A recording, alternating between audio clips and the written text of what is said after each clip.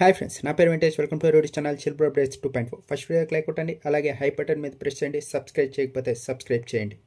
ఇంకా already captain ఎవరు అయ్యారో చెప్పేస్తే, ఎలా అయ్యారో కూడా చెప్పేస్తే కదా. ఇప్పుడు ప్రోమో చూశారు.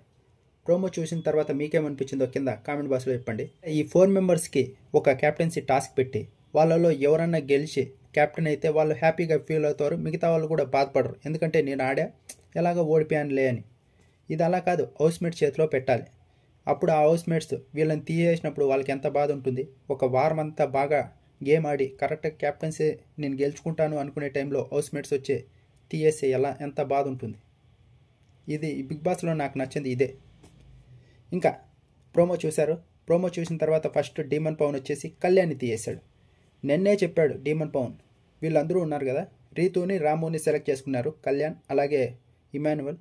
నిన్న ముందుగానే చెప్పాడు, నన్ను కనుక సెలెక్ట్ చేసుకోకపోతే మీకు నేనేంటో చూపిస్తా, మీకు కూడా నేను సపోర్ట్ చేయను అని బెదిరించేలాగా మాట్లాడాడు. అడుక్కోవాల్సింది పోయి బెదిరించాడు.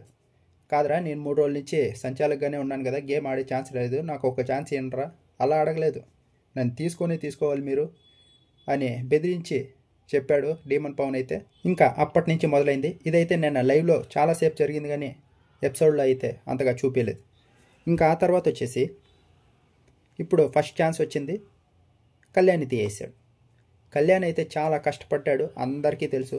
తీయాల్సి వస్తే రాముని రీతుని ఇద్దరిలో ఒకరిని తీయాలి ఫస్ట్ ఎవరన్నా కానీ.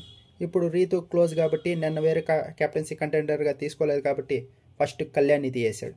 రీతు చెప్పిందంట అక్కడ, ఏదైతే కళ్యాణ్ వచ్చి నువ్వు డీమన్ చెప్పావని నన్ను ఫస్ట్ తీసేయమని అంటే అని చెప్పింది. అప్పుడు చెయ్యి వేసునుంటే చెయ్యి తీ అన్నాడు కదా, అది నెక్స్ట్ లెవెల్లో అనిపించింది నాకైతే.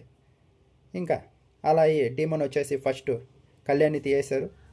ఆ తర్వాత వచ్చేసి శ్రీజ వచ్చింది. శ్రీజ వచ్చి ఇమాన్యువల్ తీయేసింది. ఇమాన్యువల్ ఆల్రెడీ క్యాప్టెన్ అయ్యాడు, ఇంకోసారి క్యాప్టెన్ అవ్వకూడదని తీయేస్తున్నా అని చెప్పింది. ఇది ఎక్కడి రామాయణమో నాకైతే అర్థం కాదు. ఒకసారి క్యాప్టెన్ అయితే ఇంకోసారి క్యాప్టెన్ అవ్వకూడదు.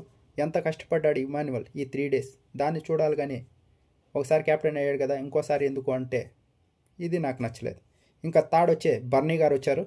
బర్నీ గారు ఎవరు క్లోజ్? రాము రాథోడ్ క్లోజ్. ఇంకా రీతునైతే థర్డ్ రౌండ్లో తీయేశాడు. ఇంకా ఆ తర్వాత రాము రాథోడ్ ఉన్నాడు కాబట్టి రాము రాథోడ్ కెప్టెన్ అయ్యాడు.